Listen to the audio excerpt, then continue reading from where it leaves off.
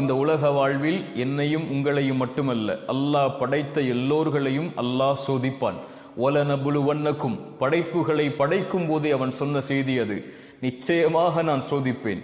செல்வத்தை எடுத்து சோதிப்பேன், உயிர்களை பறித்து சோதிப்பேன், உடைமைகளை எடுத்து சோதிப்பேன், இப்படி பசியை கொடுத்து சோதிப்பேன், இப்படி எல்லா வழிகளிலும் நான் சோதிப்பேன். ஆனால் பொறுமையாளர்களுக்கு சொல்லுங்கள் ஒரு செய்தி என்று அல்லாஹ் சொல்லவில்லை. வபஷ்ஷிரிஸ் சாபிரீன், பொறுமையாளர்களுக்கு நல்ல செய்தியை, நற்செய்தியை நபியை சொல்லிவிடுங்கள். என்ன நற்செய்தி?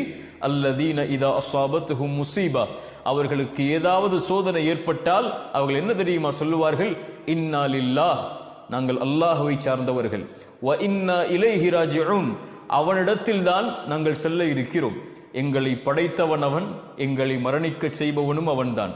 அவனுடைய நாட்டத்தை மீறி எங்களுடைய வாழ்வில் எதுவும் நடக்காது.